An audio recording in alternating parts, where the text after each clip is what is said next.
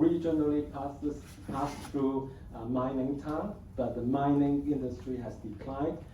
And then actually people will come to this area because of the beauty, and many of the drivers are not familiar with the road conditions. So they would come from Kunming for a day trip, maybe with a family. So we need to be careful with who the users are in conducting road safety audit. So this is one of the examples. And road safety audit can be really interesting if you consider that we work on a different type environment, ranging from city centers to countryside out of nowhere.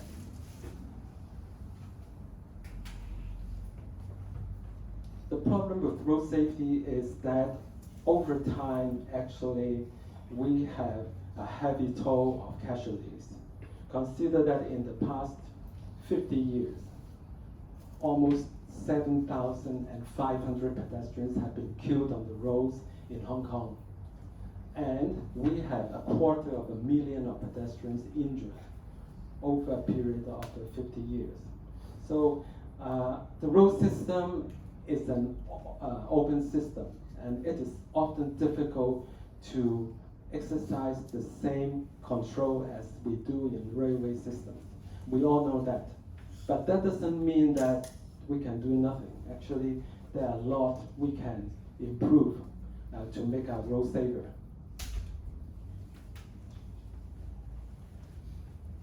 The problem is that road crashes are highly diversified. I mean, any happenings, there can be any happenings. Head-on collisions between cars, between trucks and cars, side collisions at junctions, cars colliding onto a bridge pier, trucks overrunning a pedestrian, a bus rolling down a slope, or a double-decker bus rolling over on its side. It can be anything. It can be even explosion or fire, major fires, which are relatively rare. In road safety audit, we need to be particularly concerned with major accidents. Those are the ones which can involve a large number of casualties, and worst of all, multiple fatalities. But actually on the roads, events happen all the time. Every day we have many damage-only collisions. The ones we are most concerned with will be the personal injuries.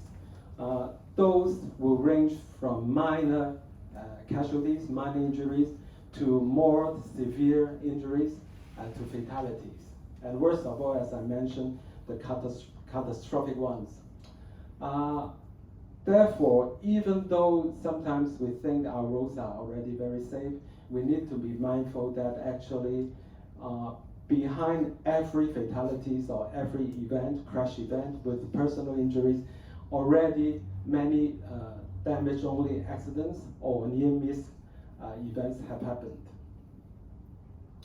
So today I'm going to break the talk into 3 parts. I will briefly explain road safety audit, the process, and then I would devote some time in talking about what we call the safe system approach. You may have heard about it, or you may have never heard about it. And then I will use some case study to explain how we identify problems with road safety audit, and what kind of recommendations we usually make. According to the TBDM, okay, if you look at it, if you can afford the time to read in details, in Volume 5, Chapter 7. So road safety audit is defined as a formal and systematic examination. So remember, formal and systematic. That means auditors do not just casually look at the drawings. We need to follow a certain system. And then the second point is that the audit requires independent and qualified team. Okay, that is very important. So the designer must not conduct the audit and then qualify, which means that the auditors has to satisfy certain qualifications, and they should possess certain skills and capability. And then the TPDM also says that what we are using is road safety engineering techniques. Well, we are not actually checking the design against the design standard. I'm going to explain this point later. About design standard, the TPDM says that it is the responsibility of the design team to ensure that the designs are already in compliance with the prevailing standards and guidelines. So prior to doing the RSA, so as auditors, actually we are not checking against the standard, but of course we know what the standards are. I'm going to explain it with another clause from the TPDM. So from volume 2 of the TPDM, it says the criteria contained in this volume for road design are intended to be used as guidelines and not, unless otherwise stated, as standards to be rigidly adhered to. And the TPDM actually says that the design should be based on a flexible approach. The main reason is that no two roads are exactly the same. Actually, all roads needs to be designed to context. So it's very sensitive to context. So it is hard to say that because we have followed certain TPDM requirements, then the road is already safe, and we don't need auditors to check. About the RSA process, the TPDM specifies four steps. Okay, the first step is that there needs to be an audit brief. The audit brief is a document telling the auditor what drawings they need to audit. So it is supposed to be prepared by the design team, but the audit team has a say, so they should review it, and it is up to the project office to approve. Only after the audit brief has been approved should the audit team start conducting the audit. I have come across many times that the audit brief has not been approved and we are asked to conduct the audit. And then after a few months, sometimes after half a year or 1 year, the audit brief is finally approved and we find that the drawings have been changed. So another version. That means we have to re-audit the drawings. That shouldn't be the case. So the audit report is the entire responsibility of the audit team, so we need to prepare it in a professional way. But then the next step would be the preparation of a response report. It is the responsibility of the design team, usually design consultants in Hong Kong, to prepare a response report. According to the TPDM, they may not circulate that to the audit team, although I strongly recommend that any response report should be circulated to the audit team to make sure that the recommendations and the findings are correctly interpreted by the design team. And in the end, it is up to the project office to approve the response report and then to decide whether to take actions to make design changes or even to modify the as constructed elements on site. How about auditors? You may or may not be an auditor in the end. You may be a design consultant, you may be from the project office, but you will still be very much involved in road safety audit. But for us as auditors, we need to have certain capabilities. And I would say that the first one is that we need to have what we call the safe system approach thinking. I'm going to explain it in a moment. The second point is that we need to have sharp eyes. We need to be able to tell from the drawings very quickly whether there is a problem or not. And then we need to be able to read drawings, design drawings very quickly.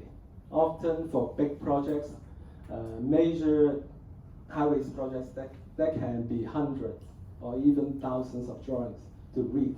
We need to know which drawings are relevant and which ones are less important. We need to have a lot of knowledge, both local and international knowledge in road safety. So we spend a lot of time actually studying all kinds of design standards or specialized guidelines from different countries, as in addition to knowledge about the TPDM. So all this for me is important, but lastly I would say that we need to be able to communicate in concise language. We never intend audit reports to be too complicated. We always advocate that audit reports should be relatively simple, easy to understand, and then the whole process of RSA should be a smooth one. We do not want to have reports dragging on for an excessive period of time. And about checklists, the TPDM got a checklist, actually got some checklists at the back. Although personally I would develop checklists on my own. So over the years I've been able to develop checklists because I know what would be most relevant. For example, in this case, if we are auditing an interchange, a highway interchange, so I will look at this. For example, whether the merging and diverging areas are on the gentle alignment rather than on the sharp banks or on very steep alignments. And then whether drivers will be able to predict, for example, exiting from an expressway, whether they can easily understand that they have to reduce their traffic speed substantially. We also need to look at whether the interchanges are adequately simple or too complex. In Hong Kong, many interchanges on a highway system have been designed with a lot of complexity because in Hong Kong we are short of space, and there are many clever designs, I must admit. But at the same time, because many interchanges are very compact and exits and entries are very close together. So we need to be particularly mindful because we know that it will work, they work very well, but at the same time, that can also easily lead to all kinds of problems. Another point I would like to make is about signing. In Hong Kong, many signs are not well designed.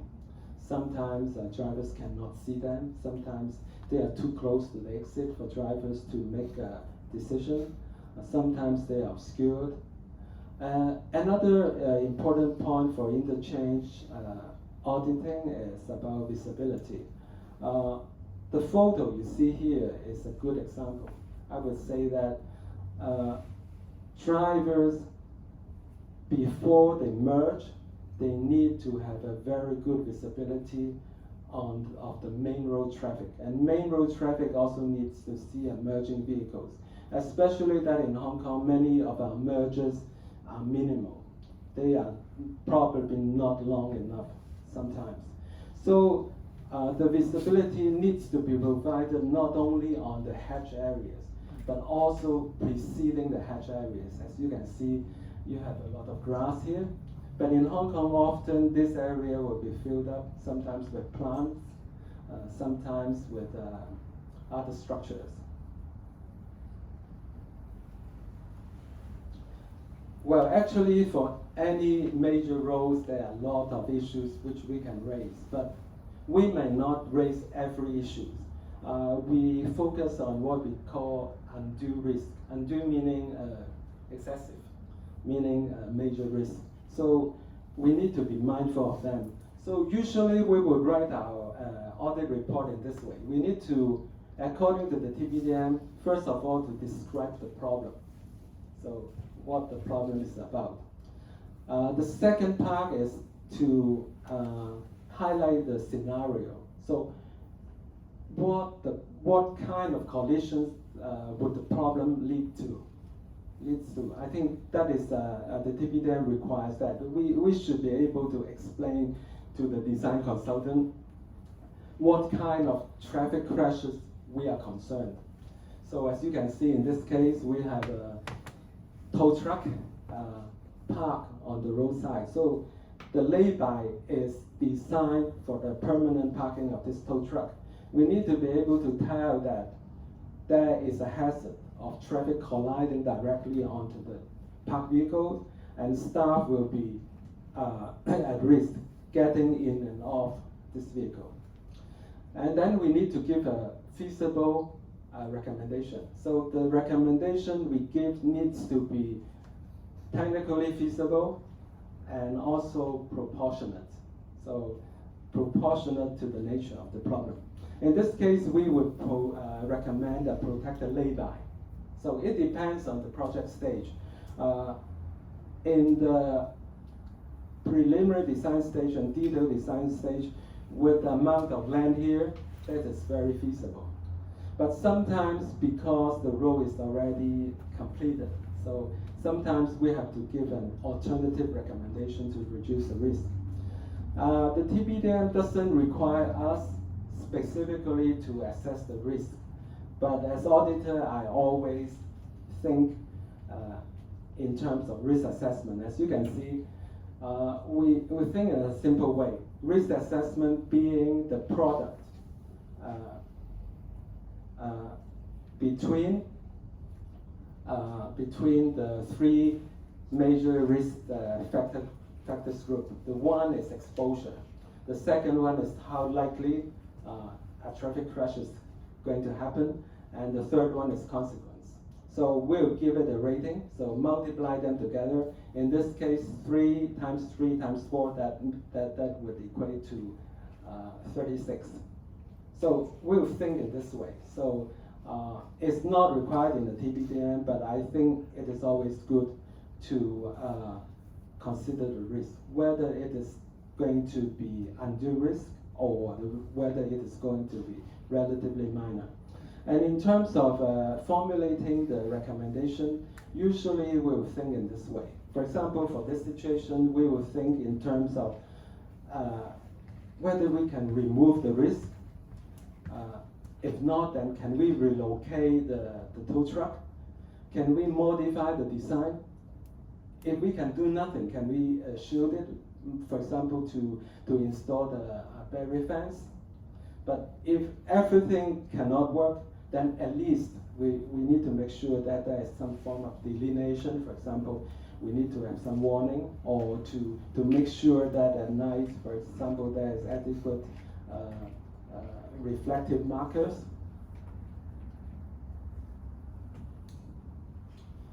Well, while talking a lot on road safety, I would like to say that in the end, we also need to respect other objectives of highways design.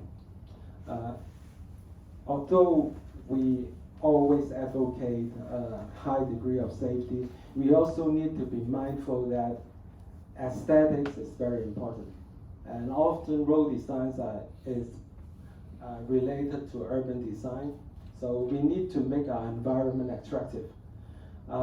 We can actually achieve both objectives, but we need to uphold safety principle. And I would like to use the roundabout Central Islands as an example. I have worked a lot on roundabout safety. Roundabouts are usually considered to be a very safe form of junctions, but if they are not designed with safety in mind, particularly in a high-speed situation, roundabouts can be a major source of fatal collisions. So in this example, as you can see for the photo on the left, we have a roundabout.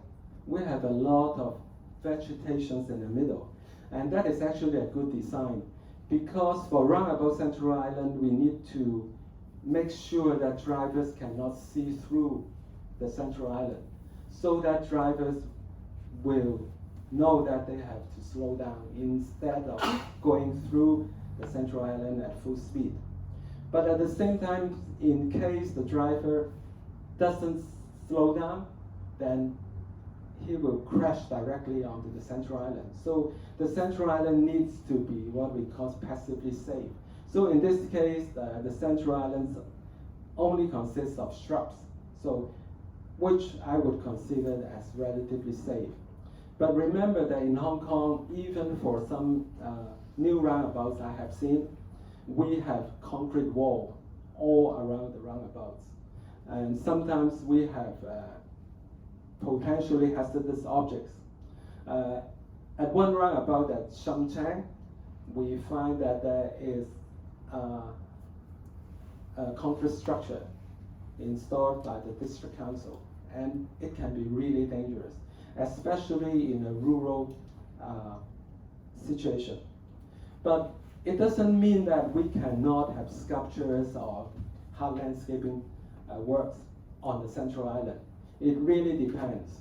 For example, in urban centers, where traffic speed is going to be low, and we can guarantee that the speeds are very low, then of course you have a lot of liberty to design the Central Island as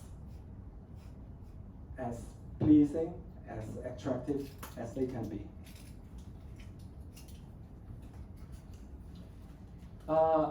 It is the duty of the design team to prepare a response report. According to the TBDM, the design team need to adopt one of these three options. So they can, of course, they can accept the problem and recommendation, but they have the option of not accepting it, either not accepting the recommendation or not accepting the problem at all. The TBDM requires that for case 2 and case 3, the design team must give reasoning. So they need to explain why they do not agree. So they have a lot of liberty. The good point about road safety audit is that it forces designers to think twice. Of course, if they have good reasons of not following the recommendations of the road safety audit team, yes, they have the liberty. The reasons can be quite different. It can be a reason for technical reason, or they, out of their experience and knowledge, they do not agree that there is a problem, or at least the risk is not that high. Sometimes it is a problem of, it's a reason of budget or time. Sometimes they do not have the budget to make the change. Okay, I think sometimes that is fair, but they need to make it clear in the response report. Okay, about the safe system approach. Well, the basic principle is that we focus on the system, the road traffic system. Up to now in Hong Kong, actually, we tend to blame the victims.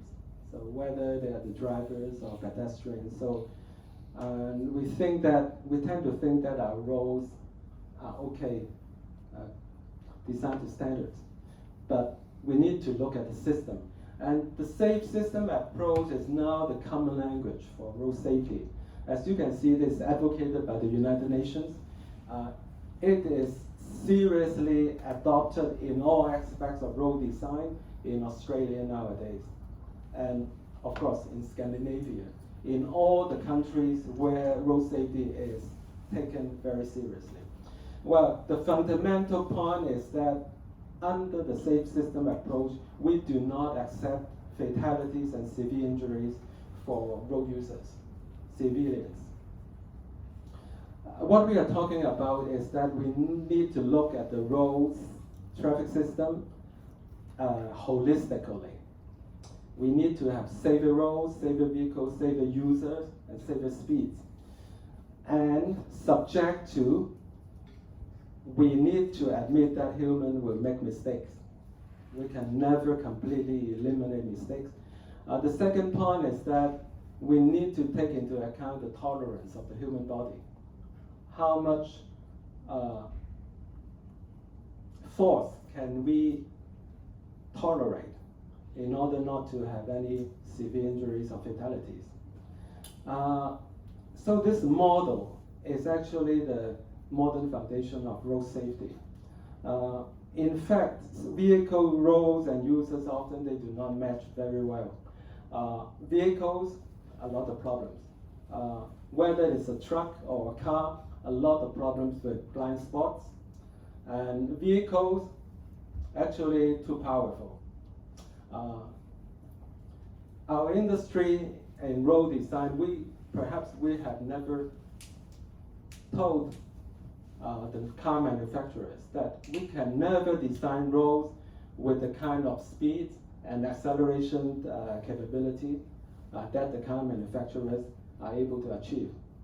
There's no point to have a car, many cars, you can see the top speed up to 250 kilometers per hour. Okay, 0 to 100 kilometers per hour, acceleration only in a few seconds. Why do we need cars like this? We need to make it bluntly, to the car manufacturers and suppliers, that our roads simply cannot accommodate this kind of capabilities. In safe system approach, we look at road safety a bit differently. Other than the traditional approach that we focus on the geometric criteria, visibility, and signing, we look at how we manage the complexity of design. We also try to make the road more self-explaining. That rather than relying on a lot of signs and enforcement, how we can design the roads to make sure that users can naturally adapt with the appropriate speed and behavior. So the term self-explaining road design actually is a very important concept. And the last concept is forgiving design. As I mentioned, even if a crash happens, how can we design the roads so that fatalities and severe injuries still will not happen?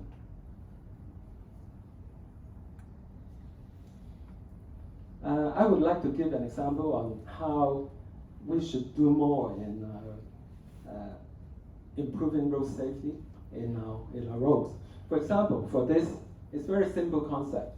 All our expressways, new expressway in Hong Kong would have hard shoulder. Hard shoulder is good, but it may not be adequate. Consider that one day your car is broken down on an expressway in Hong Kong. It can be scary. Your family, your friends, we all get out of the car, waiting for the tow truck to come. But how about if we do a bit more?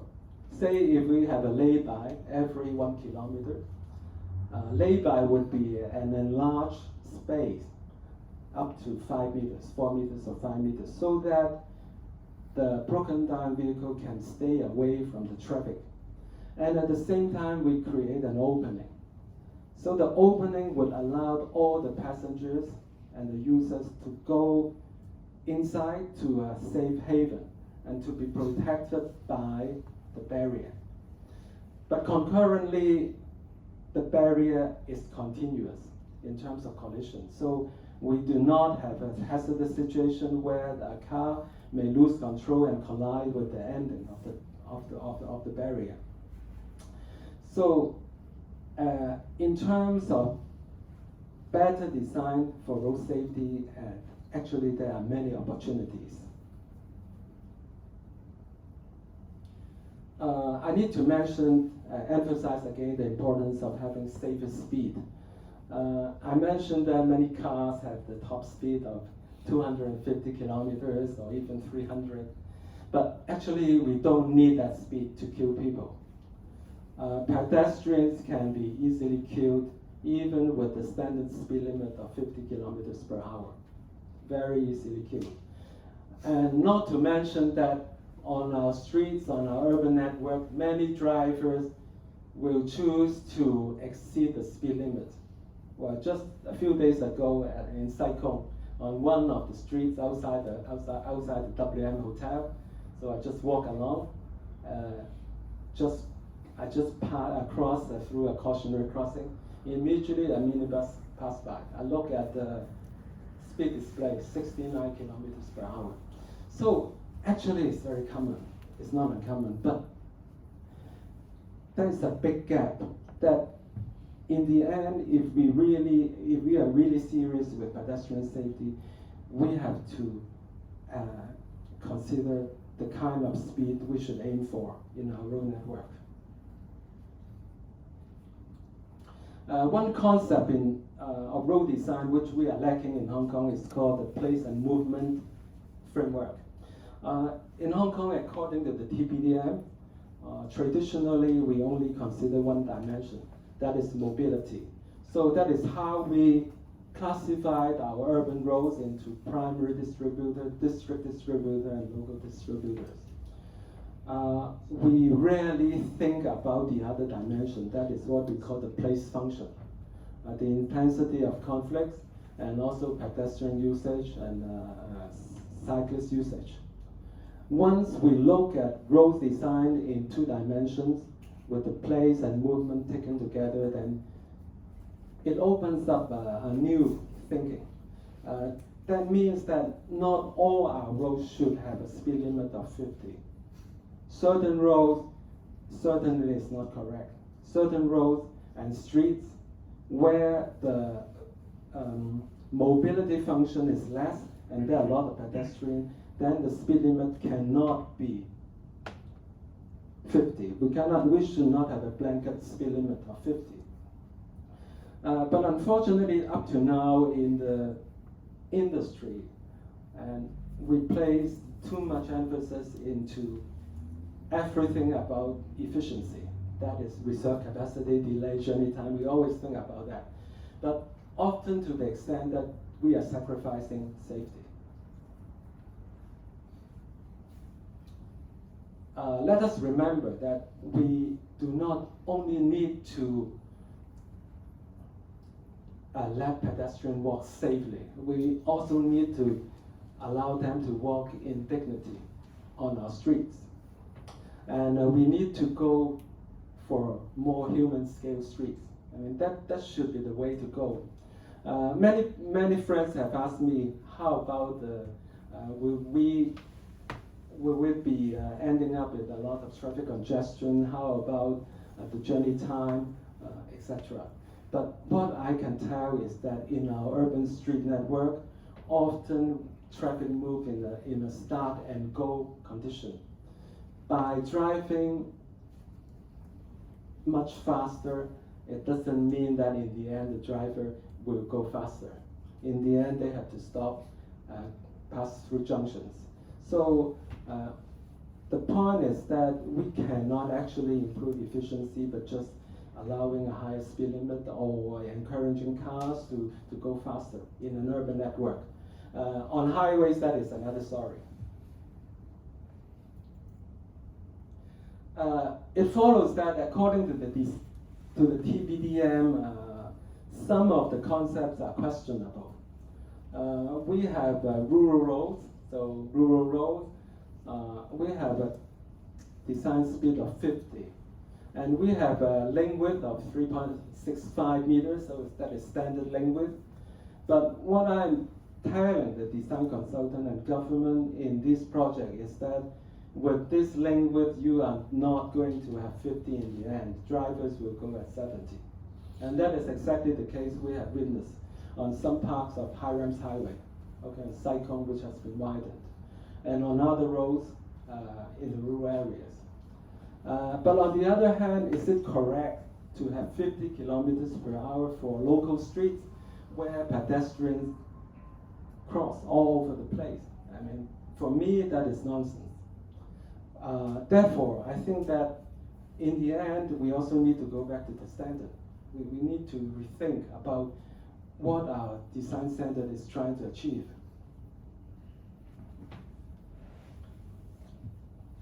Okay, now I'm going to go through some case studies.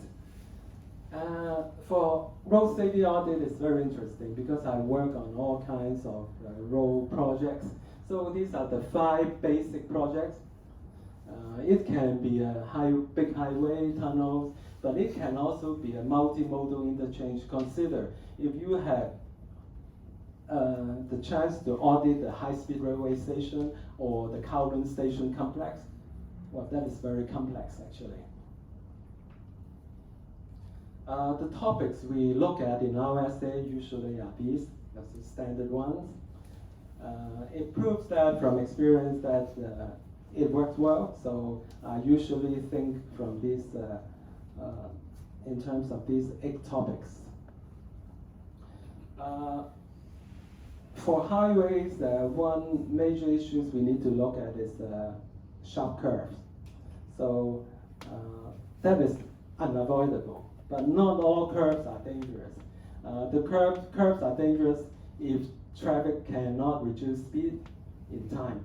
So we need to be mindful of the signing. In this case, as you can see, the chevron signs are not visible on the approach, so that is a clear problem. It's easy to rectify.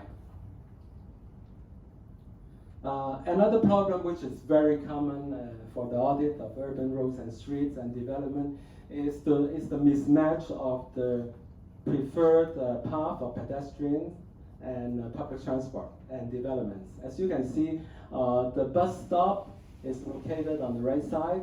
The development access entrance are on the other side. The pedestrian crossing, which you cannot see, is on the left side, very far away, the signalized crossing.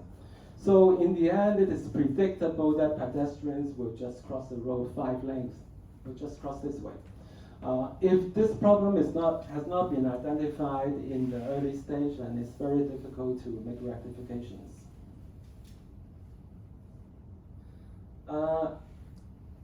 In Hong Kong, we are going to have many rural roads becoming dual carriageway roads, so often 4-lane roads with a central divider. And at times, because the authority wants to make traffic free-flowing to minimize delay, so trying to put subways or footbridges. But in this case, it's questionable. First, the subway has an orientation which is not in favor of the pedestrian path. But on the other hand, we got an opening. So we have a junction, so an opening. We have bus stops on either side. So it is predictable that there will be quite a number of pedestrians attempting to cross the road directly through the opening instead of using the subway. Unfortunately, because it is intended to make the road free flow, so drivers will go fast. So whether it is irrespective of the design speed, they can go easily at 70, maybe a few at 80. So it can really create a safety hazard in the end. We always look at what we call traffic calming. So traffic calming has traditionally been adopted in urban centers. For example, if you go to Causeway Bay or to Mong Kok, you see some of the speed tables and then the narrowing of the streets. But it doesn't mean that traffic calming is restricted to urban centers. It is possible to adopt more major traffic calming with lower speed limit even on the main highway. For example, for the High Ramps Highway in Sai Kung, the section of the main road outside Sai Kung, because it is so busy, but at the same time a lot of pedestrian crossing, actually I would recommend that that whole section has a reduced speed limit and with a design which is more in favor of pedestrians. That shouldn't be a problem for, for traffic flow. Another problem is that on dual carriageway roads, if we want to have this what we call cautionary crossing, so no signals. At the same time, we want to have a central divider, so we have some nice planting, but they are getting too tall. But the key point here is that the road itself has not been treated. So it is based on the standard design, TBDM, okay, so standard link width. So the alignment is very smooth. So in the end, we can easily come to a situation that traffic speed is too high, but at the same time pedestrians are crossing, and we are going to have visibility problems because drivers do not expect that they suddenly come across crossing. About railings, so we have been relying a lot on railings in Hong Kong. Nowadays, they are used less. Railings are beneficial in certain circumstances, but they can also have a major problem of desensitizing drivers. In this situation, as you can see, drivers can be led by the railing to think that the road is continuous. They may not expect that suddenly you got a crossing with pedestrians or children or even animals coming over. The other point is that often the railings are not used correctly. As you can see, these railings with vertical bars, they would appear to be a wall at a shallow angle. So we often advocate that in the use of railings, we need to be very mindful, both about the effect, what we call tunnel vision, and the other effect is visibility. We often have this kind of design in Hong Kong we call sloping end of the barrier. So sloping end can be hazardous. The main problem is that for large vehicles, especially buses, double-decker buses have been launched from time to time in Hong Kong to roll over, to tip onto one side. And we know that for double-decker buses, overturning, it can easily lead to fatalities or even multiple fatalities. So in this situation, we have a diverge point on an expressway, but at the same time, that has a sloping end. So this would be a number one undue hazard for us. We certainly will raise this to the design consultant. But this is only one example of how we should avoid having these sloping ends. That can be in other contexts. Sometimes we have these planting strips, planters, which have a sloping side. Sometimes we have what we call the police observation platform.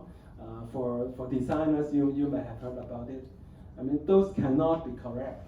So we are very mindful about these sloping ends. In Hong Kong, often we put crash cushions at the diverge point on highways. They are good, but they are not perfect. We need to be mindful that even for crash cushions, they are not designed for heavy vehicles. So we will try to design these diverge points with a lot of safety elements, not only putting a crash cushions.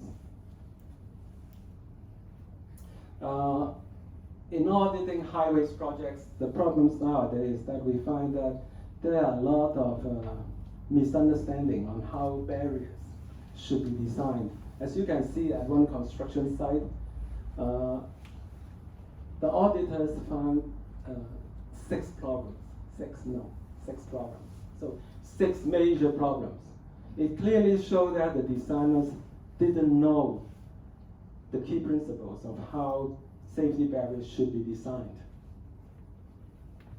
But road safety audit really shouldn't be used to advise designers of something which they should be aware of. Otherwise, it has been taken as a lot of effort, and it is not effective, because on the same road there are many situations like this. One issue is about tunnel portals. We are going to have a lot of highways to be constructed in tunnels in Hong Kong. Overseas and in mainland China, the design of tunnel portal has been a very hot topic because of two very serious crashes. The one in Switzerland led to 28 fatalities. The one in mainland China led to 36 fatalities. A bus colliding into a blunt end wall can lead to passengers being thrown forward and all the seats detached. So even though, as you look, it doesn't seem to be very dramatic, people can easily die. But in Hong Kong, all the tunnel portals have these kinds of problems up to now. Even though in mainland China, thousands of tunnels have been rectified in the past 5 years. So now we are advocating design like this. So the tunnel portal needs to be carefully designed with no opportunities, no chance of a vehicle colliding directly onto the portal wall. Another problem we found is that often signage is specified without adequate consideration that signs have a certain width, and you need a lot of space for installation and clearance. So as you can see, often at the construction site you will see signs erected in a very haphazard manner. I mean, that is not good. And that should have been rectified in the design stage. It is not easy to make any meaningful changes when the road has been constructed. And also signage, we always find that signage has not been designed in adequate details. I mean, to do good signing, especially on the highways, we really need to have very detailed studies to make sure that they are usable, they are effective, and they are understandable. So to conclude, road safety audit has been implemented for 5 years, since April 2019. If you ask me whether I think it has been serving the purpose, I would say that we need to have a good review at this stage. There have been a lot of problems. As far as I know, I have conducted about more than 100 road safety audits for major and more minor projects in Hong Kong. Experience vary. Often the problem is that we do not have a common language. So we are talking about the safe system approach. Designers are talking about compliance to standards. Project officers sometimes not adequately driving the process. Sometimes, and actually quite often, there has been a lot of resistance in the industry. And also there is a lack of mechanism, how we can learn from RSA. I mean, that is really important, because we do not want the same mistake to be carried forward for our future projects. For Route 11, for Tuen Bypass, for the Northern Metropolis Highways, I don't think that we should repeat the same mistakes. Some of these issues raised are really simple. But at the same time, I would say that as road safety auditors, we do not advocate a risk-averse approach. We are not trying to say that we need more and larger warning signs, we need more railings, more restrictions, and bigger barriers. As you can see, a lot of signs, warning signs, and even for cyclist tracks, very tall parapets. I mean, to the extent that you cannot enjoy the scenery.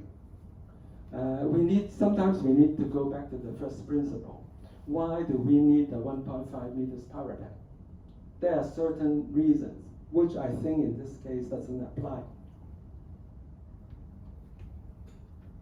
And finally, it is important to realize the liability of road safety audit. We all know that we should be aware of coming to a situation of gross negligence. Often we cannot avoid collisions in our road design. In the end, they will happen. But we must not miss designs which are obviously hazardous. It is important for all parties that the RSA procedures have been properly followed. And for us audit team, I always ask myself, have I identified all the obvious risks? But for the design team and project office, they need to ask themselves, if they do not agree with the audit reports, have they been serious in drafting the reasoning as required by the TBDM? So finally, I would like to use the vision of the International Road Assessment Program, the IRAP. You may, if you have time, I would suggest you look at the website of IRAP and then you will know what it is about. For us as road safety professional, our dream in the end is a world free of high-risk roads. We hope that in Hong Kong too, that all our future roads will be free of the high-risk elements. Okay, thank you very much. Thank you, Julian, for the inspiring and insightful sharing.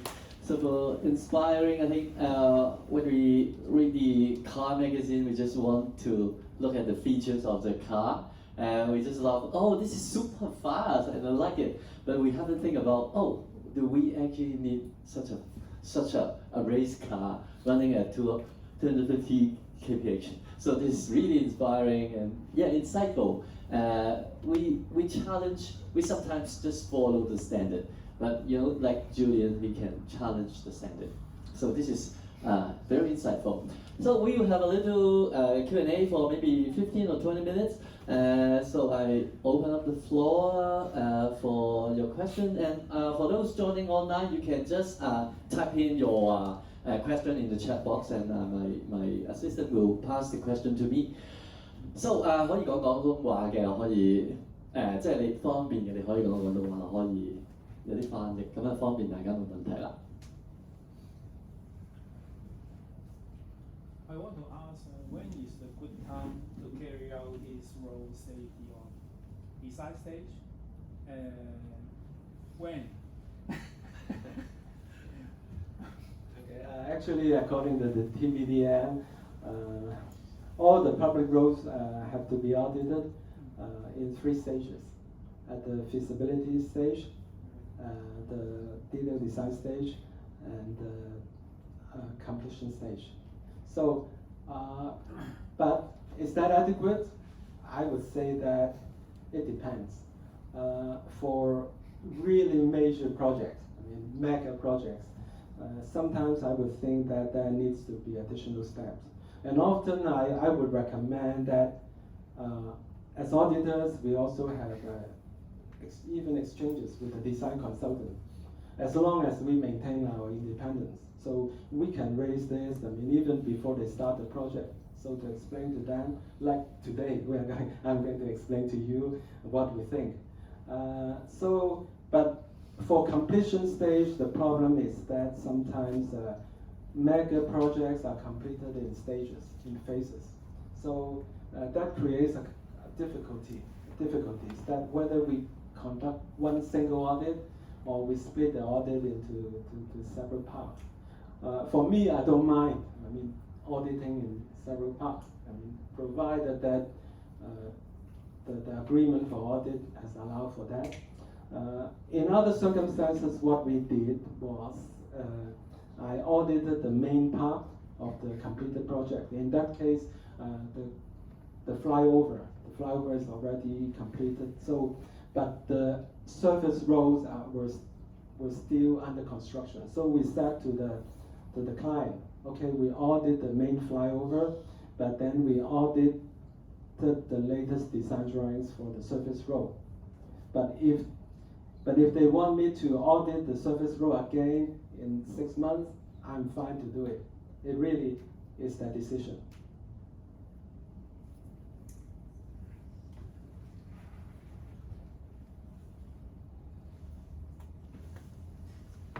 Well, in carrying out your audit, do you need any special instruments, or usually do you have to go to the site, to walk around and so on, or ride a bicycle also, whatever? Yes, you're right. It's a good question. The TPDM requires us to act as the road users to experience the road. So, but in the end, it depends on how much time we can afford. For certain roads, we strongly recommend that we say we did the driving. So, for example, in mainland China, for the roads in Yunnan province and even for motorways, actually I spend a lot of time driving. Sometimes driving in the dark as well, because those roads would be without road lighting. And the main reason is that I can only tell the situation if I drive in experiencing whether there are problems in, say, overtaking, whether there are problems with the signage, with the road lightings. But of course, I cannot drive as a truck driver or bus drivers. Ideally, yes, but of course, we can only do it in a limited time. But we do a lot of walking, and for cycle tracks, certainly we need to ride a bicycle. For the cross link, we did that, and also for the bicycle track on northeast to northwest and new territories. Yes, it's recommended that we do it a number of times. And whether we need some special instrument, usually not. But of course, I have a speed detector, so sometimes I would do some speed survey. So a handheld laser speed gun, so to verify the speed. But we do a lot of observation on site and maybe video taking. So we've got one question from the online. Oh, go first. Thanks for the presentation. But I want to ask, you have any effective suggestion to slow down the driver, not too speedy? Sometimes I know the Tuen highway, they have a special design to alert the driver to wake up because it's too long.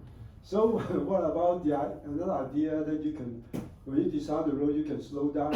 You can make the driver not too speedy or slow down the drive.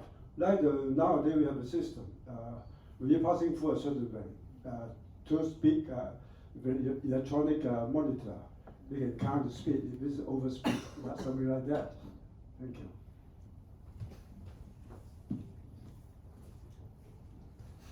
Well, a number of years ago, I was quite concerned with the operation of buses in Hong Kong, double-decker buses, because some drivers will go beyond the speed limit in situations which are not suitable. But nowadays, my understanding is that most of the buses have been equipped with the geofence, so the GPS will know the speed limit in force, so reminding the drivers once they exceed the speed limit. This is one possibility, and in the European Union, they are now having the intelligent speed adaptation in force. So for new cars, so I think Hong Kong should be going in this direction. Some drivers do not know that they already go too fast. But we also need to be mindful that this can help for certain situations, but not all. For example, in the urban street, Drivers may conform to the speed limit, driving at 50, say, on some of the inner streets of Tsim Sha Tsui, but going at 50 is already very dangerous. So in that case, the geo-fence type of approach cannot help. So we also need to have other means. But as I mentioned, that we are really also looking at the self-explaining road design concept, that we should encourage drivers to adopt the correct, appropriate speed naturally, as they conceive what the road is intended for. At the moment, we have a lot of problems. I can tell you one example. Tai Hang Road, you may be aware of that in Hong Kong Island. So Tai Hang was mainly residential, going uphill. We did some speed surveys once after 11 o'clock.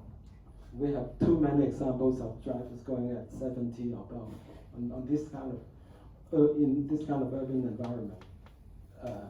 Even 80, 84, 88. I mean that is really a problem which we have not been able to check. The police rarely does speed enforcement on urban streets, so that is a problem. Thank you. Let me read one of the question from the online participant. Is about cycle track. 佢就話咧，單車徑轉彎有沉駁，點決定沉駁嘅位置？I can't translate. I don't know what is 沉駁啊？你知唔知啊？沉駁。沉駁。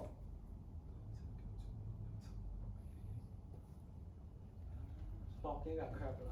係，即係唔知係咩 drop curve 係咪？係咪啊？哦 drop， OK， 單車徑經過啲 drop curve， 咁點設計好？單車徑經過啲 drop curve。係啦，即係可能係咪有啲 access 咧？點樣 access？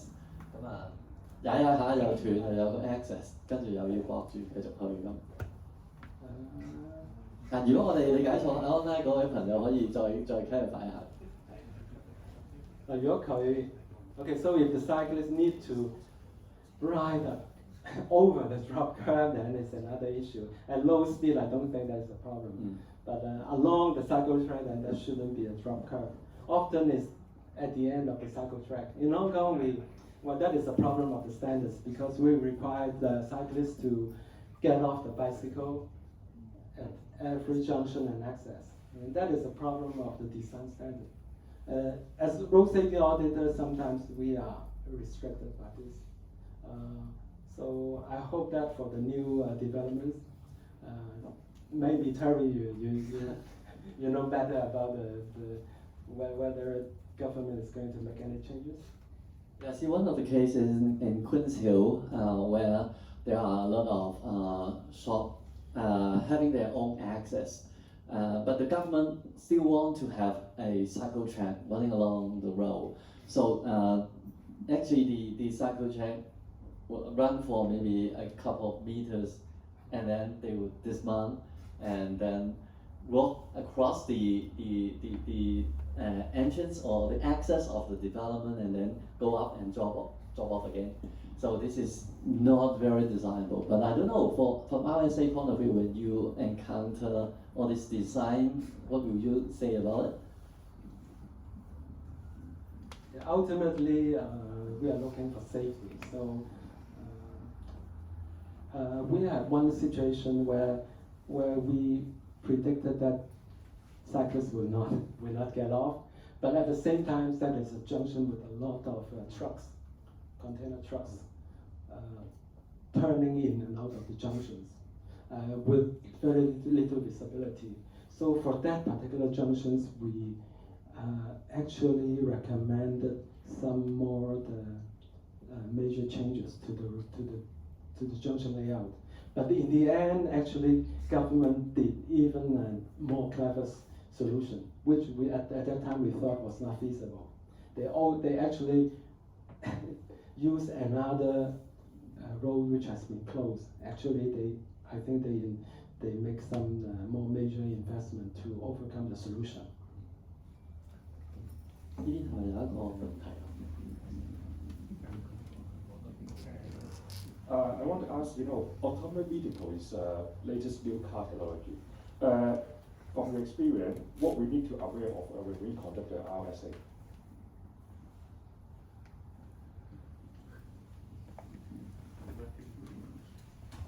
Autonomous vehicle. Well, that would be entirely, that would be quite different from what we have been doing on the highways. I cannot say for the moment. At least they are not on the public roads. Maybe in the future, but in a closed environment, like at the airport or at some logistic centers, I think that it would be a completely new areas for road safety audit. So based on the available technology and also from experience, I cannot. It's difficult for me to explain more right now. Yeah, but I think certainly it's important. It's an important issue, but I won't say that I understand it in an adequate way. To do a road safety audit at this moment. Just follow up. So in this case, are we more focused on pedestrian aspect instead of the vehicles? You mean for pedestrians? Yeah, because it is for the vehicle should be they have a pedestrian footpath next to it. Then in this case, then we have a public can access it. In this case, when we do the RSA, we should more focus on the pedestrian with vehicle one, because the vehicle should can detect the pedestrian, but so we have to more focus on, more focus on the pedestrian side. For example, in terms of like a sideline from the pedestrian, can we see the vehicle, etc.? I think that's a future, of course, as for autonomous vehicles. But just as a analogy, if I go to Maxim's restaurant, you have all these what you call autonomous vehicles. You can call them 送餐 So maybe I have to go to this restaurant more often to observe how people interact with these vehicles. So it's a new topic, which I think we have to learn from. Supposedly they should be 100% safe. For these vehicles, but how about, do you have this experience? Do you know whether this has been working well in your working environment? Not at this moment. Not yet. But we are aware of, because Hong Kong, Yeah. this will become one of the items in Hong Kong. So that's why we're thinking, when we do the RSA, anything we have to aware of apart from the the typical item. Certainly, I agree. But for more intelligence for vehicles, I think they are not to be achieved actually. But the only concern is that sometimes there are too many reminders in vehicles. There are many areas in vehicle design which need to be tackled imminently. For trucks, for example, we have been advocating the better use of what we call the direct vision trucks. Some modern day trucks, the drivers have far better visibility from the driver's cabin than the existing trucks. Yeah. So 盲點啊， those collisions with pedestrians are not related to speed. Imagine I'm a driver and a pedestrian, not too tall, just cross in front, and I restart my truck, and then it happened that I did not look at every mirror, and then I didn't know, and I run over the pedestrian and kill him or her. That is really tragic. But this is one of the deficiency of vehicles. But already there are much better vehicles nowadays. But whether the government is going to promote that, I think we need to really think about it. Okay, I think one last question from the young guys. You know, the young generation. Question from the young generation. How about this side? One question. Yeah, then, yeah. I'm still young, I think. Yeah. Young at heart. Is RSA, is it, for the legal state of RSA, is it a reference for law, or what's the legal status? I think the role will be safer if RSA is mandatory. Or is the it what- liability behind. Yeah. Thank you. RSA is mandatory according to the TBDN. Okay. It is mandatory according to the TBDN, but in terms of liability up to now in Hong Kong, often the court, I think they may not be aware that we have RSA, but we need to be mindful that one day, for example, if a very serious crash with multiple fatalities happened, and in the end the court is aware of the RSA and ask the project officers whether they have conducted an RSA and whether the auditors have identified this problem, and whether and how the project officer designers reacted, then that can be a real problem. So, but provided that I think RSA has been properly conducted, I think that actually we as design consultant or project office or auditors, we will be less likely to bear the responsibility. But it's not mandatory. You said, what's the legal standing? You mean it's just for reference or? Oh, thank you. Well, you are right. I think it's not. It probably doesn't have a legal status, but maybe you can say that it is, well, good practice. Well, like many of the requirements of the TBDN, other than those, directly connected to the traffic ordinance. So many of those are good practices, like code of practices. So I think the RSA at the moment has the same status, that we have to do it because it's a requirement by the Transport Department. Okay, thanks a lot for your time. So I want to take this opportunity to give a souvenir to Julian.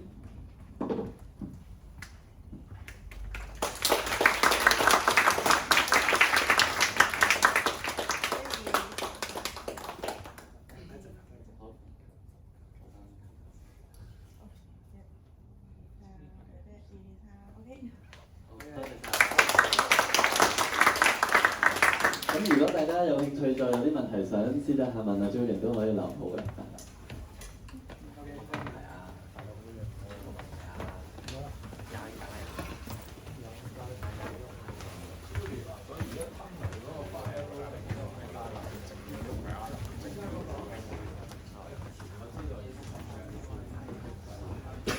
巴拿最後